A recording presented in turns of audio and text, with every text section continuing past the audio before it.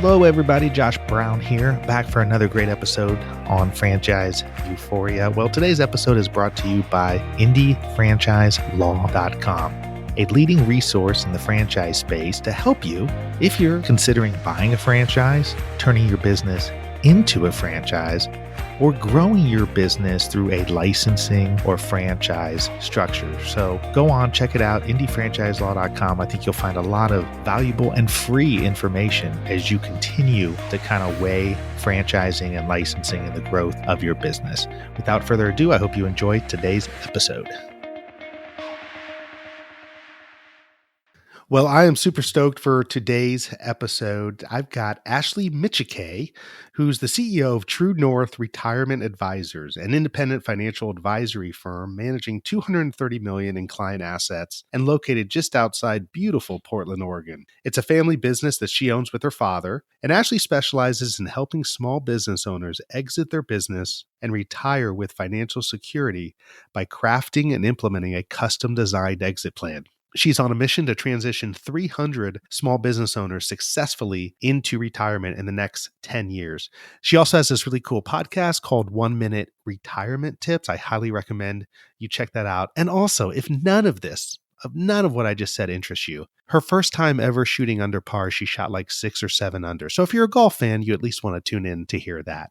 Without further ado, here's my great interview with Ashley Micciche.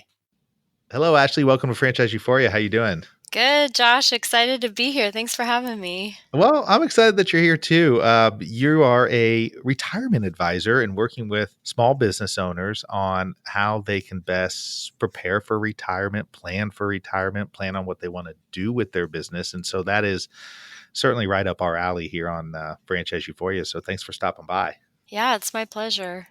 So usually before we dive into the advice part where, we're going to talk about best strategies and so forth, tell us a little bit about yourself, your background. Yeah, so originally born, raised in Portland, Oregon. And actually, after I graduated college, I joined my dad in his financial advisory practice.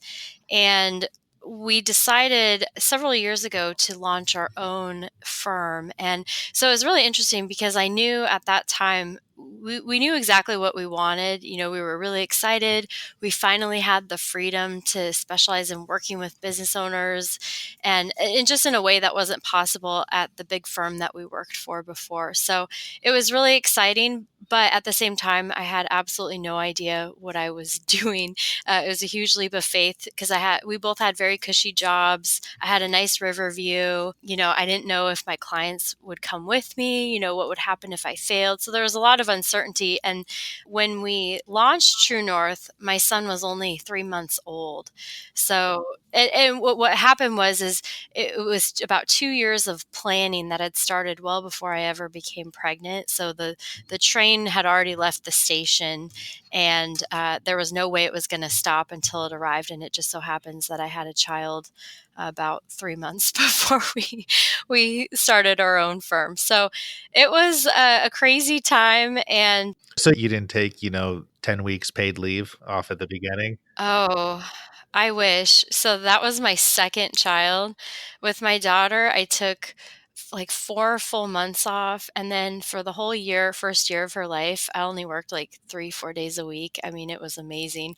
And with him, I was with my son because we were looking at office space. I mean, I remember I was meeting with our IT guy in a coffee shop, nursing my son, who was like 2 weeks old at the time, trying to talk through and negotiate their contract and what we were going to do, and like meeting with the attorney and having conference calls and just doing crazy stuff while I was trying to keep my small child alive. How was that? I mean, just that in and of itself, I think is instructive for people who are tuning in, who are, I think all entrepreneurs are trying to balance something. Sometimes we're balancing multiple jobs, sometimes we're balancing kids, sometimes all of the above. What was that really like doing that, just going all in while you already had a child, right? And then you had another, having another child in the midst of all that. Well, the first thing I would say is that it would have been impossible if I didn't have good family support. Like my husband, my in-laws literally live down the street from us. My mom helped out. So, good network of support that made it a lot easier. There was a one night in particular, it was about 2 weeks after we launched, and we had just lost our first employee, and I was rocking my son to sleep in his room, and his little nightlight was glowing in the corner, and his little noise machine was whooshing in the back, and I was just sobbing because I thought I had just what have I gotten myself into? Like, I don't know how to do this. I don't know how to run a business. I've never even done payroll. Like, I don't know how to use the postage meter. Like, Oh man. so it was rough. But now that I'm not in that anymore and I've come out the other side and things are okay and things didn't implode. At the time it was very, very challenging, but looking back, it's also rewarding because every time you go through an experience that really stretches you and you come out and you survive, then it just makes you stronger. So Well, I remember when I left and started my own firm years back, it was the same kind of thing. I mean, I had at the time one daughter. Now we've got three, and obviously without the support and everything from family and my wife and in-laws and parents and stuff, it would have been way more difficult. But the thing about it is that once you get through that, it's really an amazing feeling to kind of look back. I mean, it just makes you realize that we all get inside our own heads too much. Like, we're always playing out, I think, as entrepreneurs, like the worst case scenario.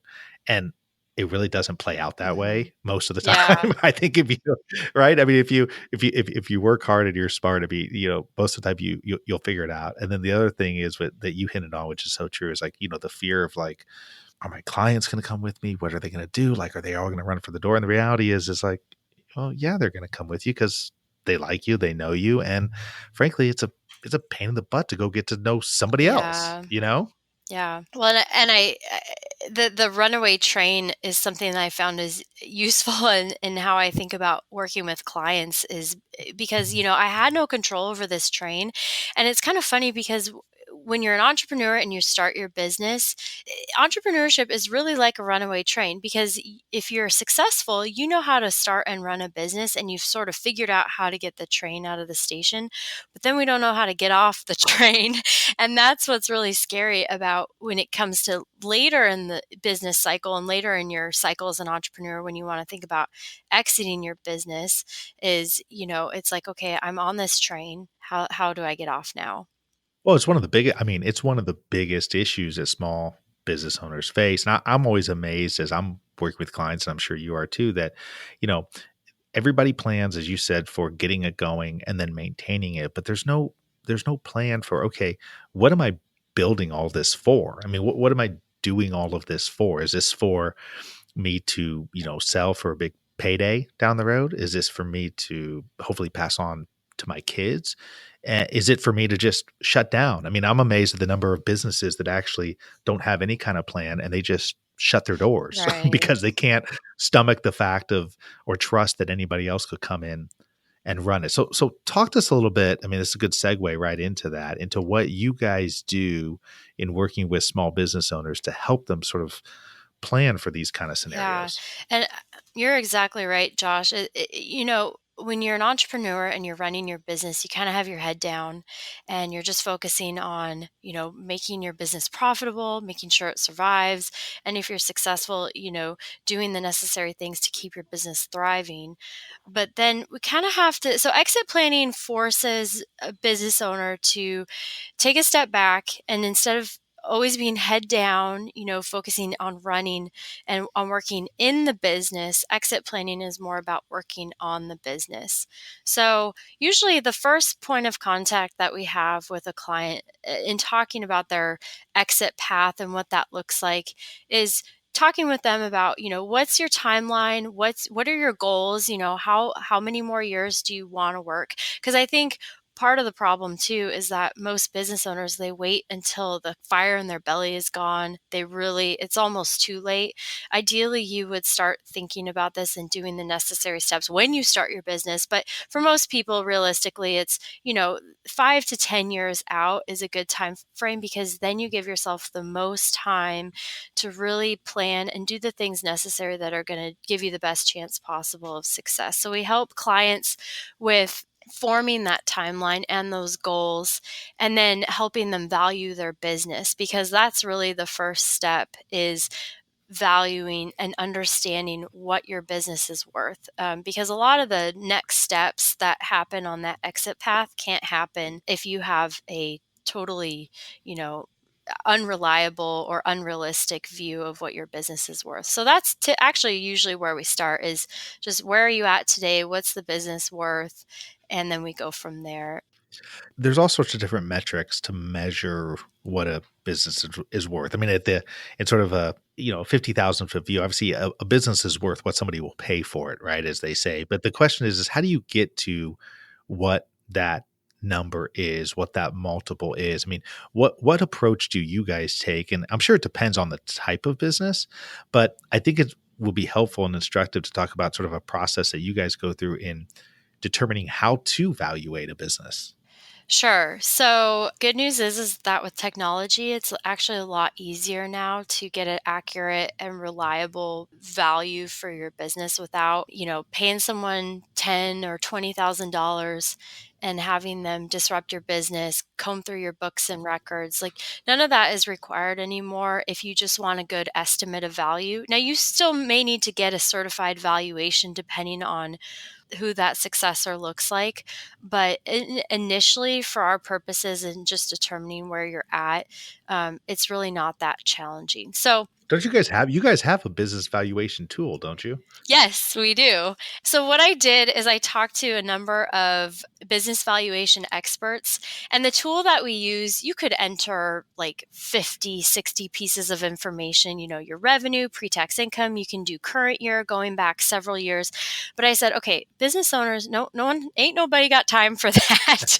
so, so I went to them and I said, okay, what is the bare minimum, the least amount of information that a business owner could enter into this tool and get a reasonably accurate estimate of value? Because that's all we care about in the initial phase. I just want to have a good starting place and a good estimate of value. So I talked to several people, and through those conversations, I came up with a list of 8 pieces of information that you could enter. This includes your revenue, pre tax income, what you pay yourself. So it's all very high level, basic information about your business financial picture that most business owners, unless their books are a complete mess, you can get it either from your tax return or your balance And, sheet. and that's a problem in and of itself, right? That's a whole separate problem. If your Yeah. books are a complete mess, that's probably going to hurt your valuation. But anyways, go on. Yeah.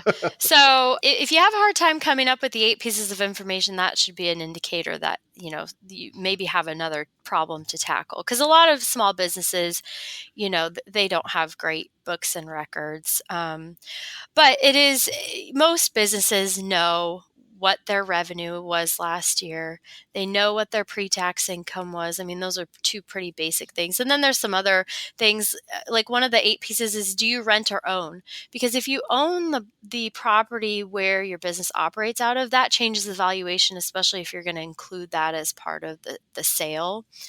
And then from there, the valuation does change based on who that successor is, because obviously, if you're going to sell to a third party, it's worth whatever someone will pay for that. It doesn't necessarily matter what your valuation is. I've come across businesses go through the valuation process, and their business is worth $4 million, but they end up selling for 2 or 3 times that because somebody was willing to pay a lot more. To me, it would seem like when you're talking with a client, you're talking with a prospective client of yours, and they're contemplating selling the business, or they're at least starting to plan for that.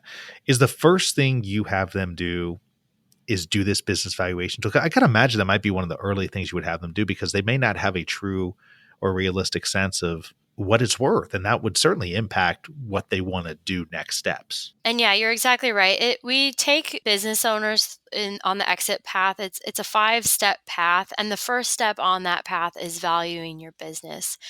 And the reason why is just like you said, you have to know where you're starting from. And I liken it to, if you're going to go from where you are, you enter a location on your GPS and you want driving directions. Your GPS cannot give you driving directions unless you tell it where you are right now. So, valuing your business is just like entering your current location on your GPS, because then I can say, okay, now we're going to go left and then we're going to turn right and then we're going to do these next steps. But we have to know what the business is worth first. Because if we start with, oh, I want to exit in, 2 years and I'm going to need to sell my business for $5 million in order to have the kind of financial security I need. But then we value your business a month later and it's worth $1 million. And so now we have a $4 million gap to fill in 2 years. So I think it's important for establishing some realistic expectations for the business owner. Because truthfully, there was a study done about 3 years ago that found that only 2% of business owners know what their business is worth.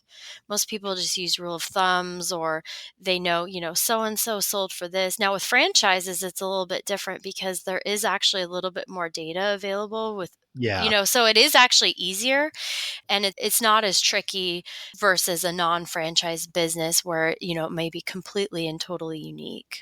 Do you guys focus on a particular sector or sectors, or is it all over the map in terms of a type of business? It's pretty much all over the map. And I actually didn't start off doing exit planning. I actually came into this a little bit meandering path, working in the 401k consulting world. And then I realized that a lot of these small businesses that I was working with their 401k plans, when it came time to retire, I had a couple situations where I had a business owner client die unexpectedly of a heart attack, and watched kind of from the background, watch his business and the employees who had worked there for decades, a third generation family business, just in about 2 years, everything just went south very quickly because he didn't plan. He didn't expect that he was going to have a heart attack and die, but he did, and it ruined his family's financial security and it ruined a third generation business. And that was really the catalyst for, I got to start talking to my clients more about this, because I was just focusing on the 401k. But most of my clients were in their 50s and 60s and getting serious about wanting to retire and find a successor. And so it kind of naturally led to some of those conversations about exit. So, your industry in the financial advising world and my industry in the legal world are sort of like two, for a lot of people, two necessary evils, right? They hate the idea of talking with any of us, but they until they need us. But tell me on your end, what's different? I mean, in the remaining minutes that we have here, what's different between True North and other retirement advisor agencies or firms that people would look at? Good question. So I would say the first differentiator is the exit planning focus. Most financial advisors are generalists, and they're focused on wealth management, and they might do a basic financial plan, but they don't have the background and the understanding of the business owner in particular, and understanding how to walk with the business owner on that exit path to make sure that to do everything possible to make sure that it's successful.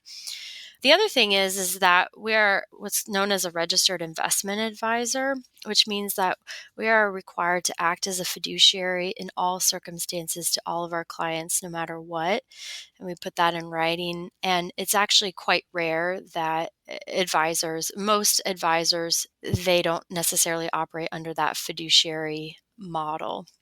It seems like you're a little bit more tech savvy than probably most firms. I noticed as I was preparing for this that, you have sort of the 1 minute retirement tips that you have on YouTube and you have other stuff online. Talk a little bit about that and sort of how that has helped you or is helpful, I guess, to people out there looking for advice in this arena. One of the major steps of the exit planning process is to discovering your gap, which means here's the sum total of your business value and your personal assets, and here's what you need in order to retire with financial security. And so if those two things don't equal each other, there's a gap. And so we have to figure out a way to fill that gap. And so, a lot of what exit planning is more of traditional retirement planning and helping people understand their personal and business resources. And is that going to be enough? And then once I transition into retirement, how am I going to pay for things like long-term care? How am I going to make sure I don't run out of money? So the 1 minute retirement tip is something I do. It's a daily podcast. It's 2-3 minutes long, and it focuses more on, yes, for business owners, but also just for everybody. So I'll talk about, like I said, long-term care. I'll talk about, making sure that, should I pay off my mortgage or should I not before I retire? So more of those questions that, Americans are asking as they get close to retirement. And it's a podcast as well as on YouTube? Yeah, so there's a handful of episodes on YouTube. It's a daily podcast on iTunes. It's called the 1 minute retirement tip. And then I actually created it for Amazon Alexa. So that's the main platform that it's on. So if you go on Alexa and you say, Alexa, tell me how I'm going to retire someday. And You'll be on there. yeah, so that's the goal. So their voice search is huge and it's only going to get bigger. And there's a lot of people out there who are searching for answers about how the heck they're going to retire. So that's who it's aiming to serve. Well, that's great. Well, I'm happy to have you on to talk a little bit about this because it is a super important point for business owners and franchise owners who just don't think about what their next steps are. And at the end of the day, if you really think about it, what are we all doing this for, right? I mean, it's fun, it's enjoyable, it's exciting, but we want to be able to make money and build something that we can either pass on or sell or both. So thank you for coming on and sharing about that. But before we go, I have to ask two things. First of all, you're in Portland, Oregon, which I used to live in Portland, Oregon Oh, many really? years ago. But do you work with people all over the country? I do. Okay. Yeah.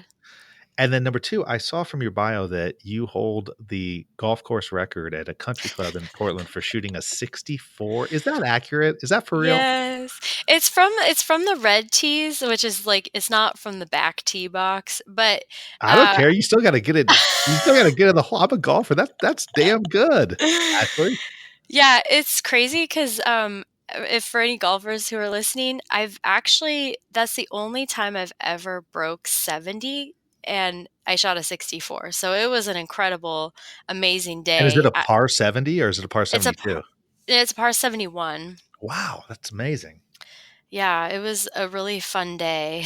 Did you play in college or professionally or anything like that? No, I played growing up in high school and wasn't very I was decent, and then I got the bug in my early 20s and I went from like a 12 handicap down to a 1, and then I had kids and then my handicap started going up again. But then this happened that I shot that 3 years ago, and it was just one of those days where the hole might as well have been a dinner plate. It was so, I was draining putts all day long, and Well, I see, you need to add that as part of, you'll do financial planning and golf lessons all in one.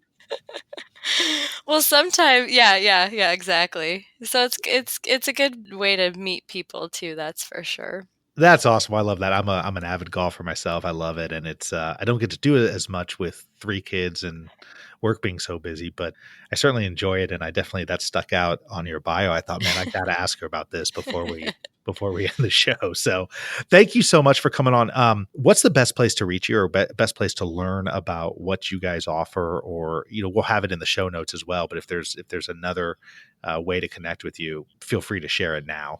Yeah, so I would suggest that business valuation checklist that I mentioned. If you go to truenorthra.com/value my business, you can get a free copy of the checklist.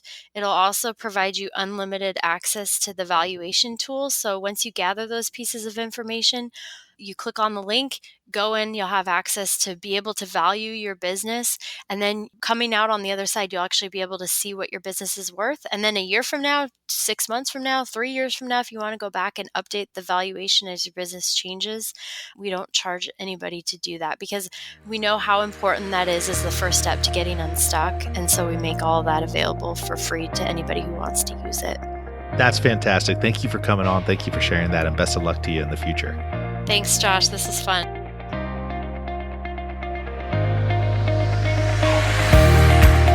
Thank you so much for tuning in for another episode of Franchise Euphoria. If you enjoyed this episode or have enjoyed the podcast in general, I would really appreciate it if you could go to iTunes and leave me a rating and review. It really helps to get this podcast out to more and more people. So the easy way to do it is go to iTunes and in the search box, put in Franchise Euphoria.